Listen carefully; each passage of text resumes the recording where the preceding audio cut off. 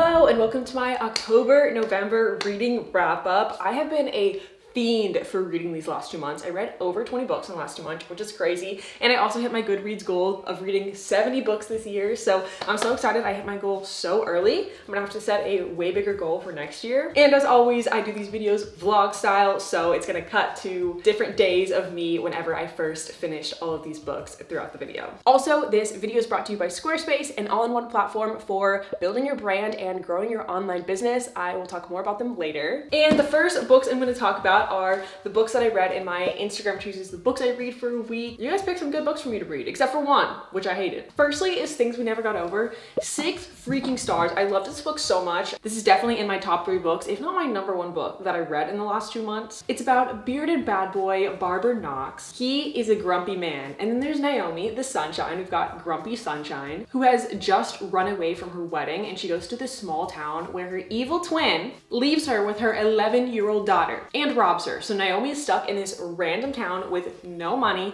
no home, and an 11-year-old she has to take care of. A crazy plot, and this book is thick, but I think that was my favorite part about it. I feel like because it is so big, by the time the characters fall in love, like we know they care about each other so much because they've had so much time where they really got to know each other. And there's a big cast of characters in this book. Each character was so like quirky and unique. Then The Thursday Murder Club. I DNF'd this book, I think around like page 100. It didn't make it super far, and I'm so sad I DNF'd it because the plot sounds so cute, but I really did not like it. It takes place in a peaceful retirement village where 4 unlikely friends meet up once a week to investigate unsolved murders, but then a killing takes place on their very doorstep. And that's just such a fun concept of like retirement home, murder solving, elderly people. But yeah, I just thought it was really boring. I could not get into it. And I don't know, just like the way it's written was so dry to me. Then It Starts With Us, the sequel to It Ends With Us. I feel like a lot of people had really mixed feelings on this book. I personally loved it. I liked It Ends With Us, but I had a lot of like questions at the end of the book, just with how things were gonna get resolved, and I was kind of sad that we didn't get to know more about Atlas in It Ends With Us, so I'm so glad that Colleen Hoover wrote this book. I feel like a lot of people also complained that it was kind of unnecessary or just felt like a giant epilogue book, and I also did not feel that way at all. I felt like Atlas and Lily had like their full own story. There was stuff in this book that surprised me. We got to see how Lily is dealing with all of the really hard, terrible things that happen in It Ends With Us. I give this book 4 stars. You guys, I just finished my first ever Mariana Zapata book. Mariana, unsure how to say her name, but it's The Wall of Winnipeg and Me, and I loved it so freaking much. I finished it a few days ago, and I still cannot stop thinking about it. I read this book in like 2.5 days, which considering it's over 600 pages, I devoured it. Like I ignored all my work, all my life responsibilities, and laid in bed for like 2 days straight and read this book. I'm not kidding. I was obsessed. I'm still obsessed. This is a slow burn, and I was kind of nervous going in if I would like the slow burn or not, but I really loved it. I feel like the slow burn made it so meaningful when the characters finally got together. This book is about Vanessa, who is the assistant to Aiden, who is a professional football player, so it's also a sports romance. And Aiden is basically just like super cold to her, doesn't really acknowledge her existence for the 2 years that she works for him. So she quits being his assistant, and then extremely surprisingly, he shows up on her doorstep and begs her to come back to work for him. There's also a huge other plot point that's basically like the entire plot of the book, but it's not in the summary, so I don't want to say it just in case that would be a spoiler, but it involves a trope that I have never read before, and I think I'm now in love with this trope. Aiden and Vanessa, you are forever a part of my heart.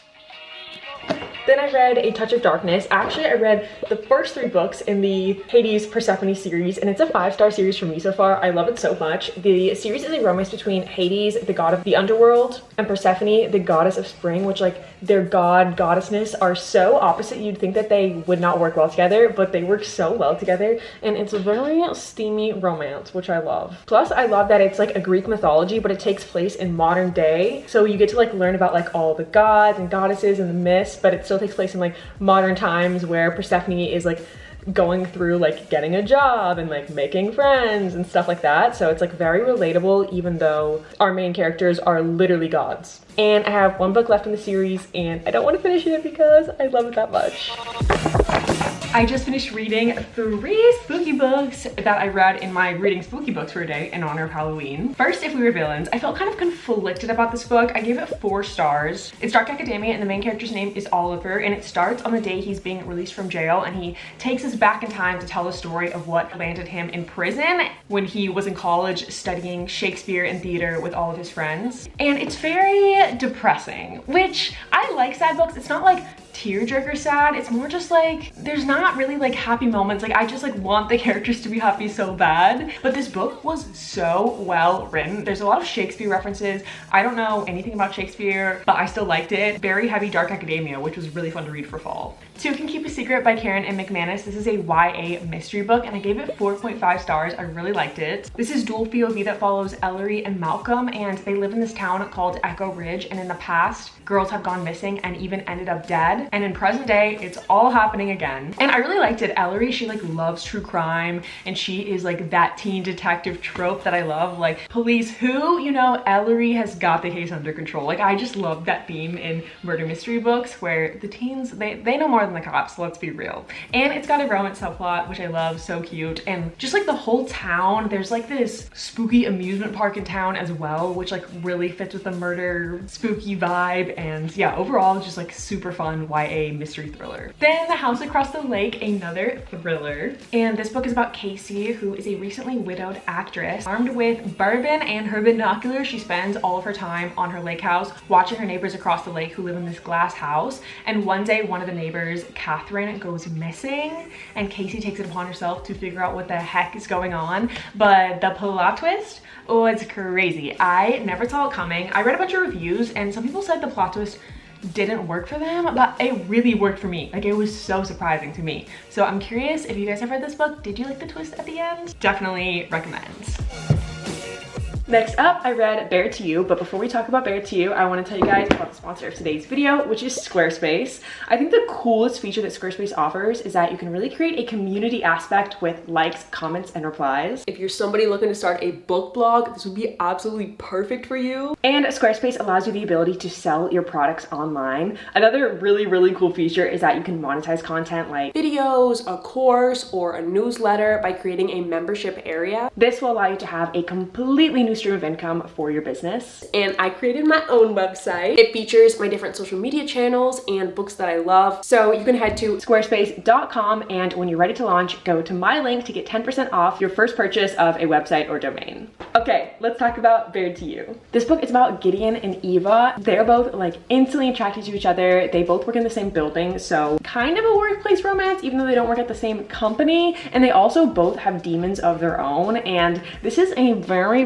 spicy book, like holy spicy. This is the spiciest book I've ever read before, but I honestly really liked it. At first, I didn't really like Gideon Cross, the main male character, but over time, I like fell in love with him and their relationship. And it is a series. I actually got the second book from my library, so I'll be starting it very soon. But overall, I gave this book 4 stars. A like very fun, very fast-paced, spicy read. Not necessarily like the best plot ever, if I'm being honest. It's kind of like insta love, which I kind of prefer more of like a build up before the characters are like really getting together. But yeah, like super fun, super fast paced. And if you want something that's just like 80% like spicy scenes, you'll like this book. Okay, on to the next book.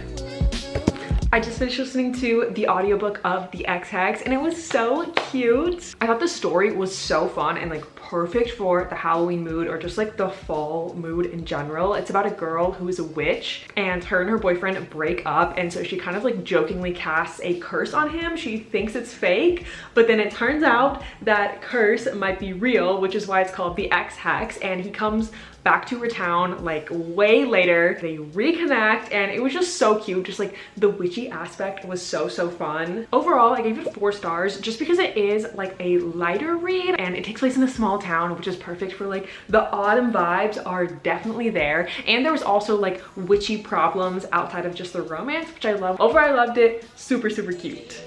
I just finished reading You Deserve Each Other by Sarah Hoggle. The book is so cute. The plot is also so unique. It's about a couple and they're already together. They're actually engaged and they fall out of love, but neither wants to be the one to call off their wedding. So they're both like playing pranks on each other, trying to annoy each other to get the other one to break up with them. So it's a super fun concept, and I feel like in pretty much every romance book, as soon as the characters get together, the book pretty much ends. So I love that this one is so different. Seeing them work through their problems and fall back in love was really cool and really beautiful. But it's also a fun book as well because, like I said, they are like trying to annoy each other, and it's kind of a different take on enemies to lovers because it's basically like lovers to enemies to lovers again. I really loved it. I would highly recommend. Then I read 3 books in my Booktubers Choose the books that I read. The first one was Rock, Paper, Scissors, which Sarah Caroli recommended me, and I loved it so much. I gave it 4.5 stars. This is a perfect winter mystery. This couple wins this free stay at the snowy winter cabin. The husband of the couple, he cannot recognize anyone's faces, which is a real thing, which is crazy. All of these weird things start happening once they get to this cabin, and they also start questioning, wait, who gave them this free stay at this cabin?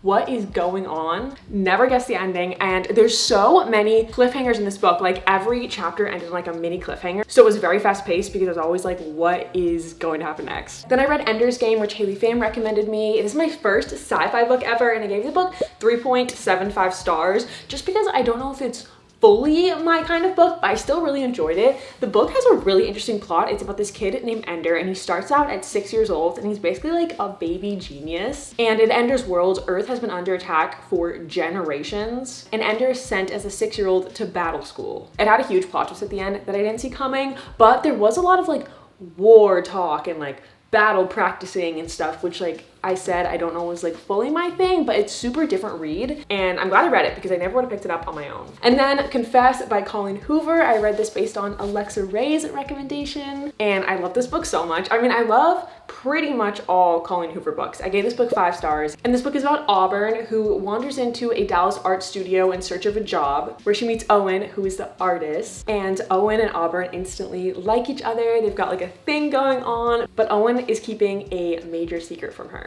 I feel like all Colleen Hoover books, there's just like such emotional depth. Owen was like the perfect like boyfriend blueprint material. I loved him so much, and it's a TV show. I'm going to be starting the TV show very soon. All right, on to the next book. I just finished Love on the Brain, and I'm wearing a NASA shirt that I stole from Danny's closet in honor of Love on the Brain because the characters worked at NASA. I was so surprised when I finished this book to see that there was like a decent amount of negative reviews. I feel like a lot of people were saying it's super similar to The Love Hypothesis, which I agree, but I loved The Love Hypothesis, so I also loved this book. I gave it 4.5 stars. I read this book in less than 24 hours. This book is about Bee, and she's a scientist, and she just starts a new job at NASA where she finds out she will be working directly with Levi, who is her arch nemesis. I love this tagline. It says, Bee's theory was right. Forcing a scientist to work with her nemesis triggers explosive results. And I think it's so cute. I love how Ali Hazelwood writes in this like science academic setting. I feel like that's something we really don't get in other romance novels much at all. And the book was funny. Like I was actually like laughing out loud at parts, which is rare for me to literally laugh out loud. A literal LOL, a LLOL. Yeah, I'm curious what you guys think. If you guys have read both Love on the Brain and The Love Hypothesis, did you like both of them? Am I crazy for loving both of them? I love this book so much. I finished the Selection series. In the last 2 months, I read The One, The Heir, and The Crown. And if you're not familiar with the Selection series, it is about America. She lives in a world where there are caste systems, and there is a king and queen who run the country, and she's in a super low caste. But the prince is having a selection, and she gets picked to participate in the selection. And the selection is basically where 35 girls compete for the prince's heart. And if he selects you, you become the princess and the future queen. And I just loved the whole world. It's obviously a romance, but there's also all the politics of the world and the kingdom. And there's like rebels who have their own mission that they're fighting for. It's just like such a complex, rich world, which I love so much. And the series is interesting because it's a 5-book series total. The first 3 books follow America, and then the last 2 books follow a completely different main character, but it's still within the same world and within America's family. The One, which is the last book in America's story, ended so crazy. I was shocked at the ending. Like my jaw was on the floor. And then with the last two books, The Heir and The Crown, I also loved them so much. Those two books follow Edelyn, and I loved Edelyn. She has like got such a good personality. She's got gumption to her. She's like afraid to be in love, and she has to like overcome that. Yeah, I'm like kind of sad I finished the series because I love it so much. Okay, on to the next book. I gotta set you guys down for this transition. Okay, see you guys after I finish the next book.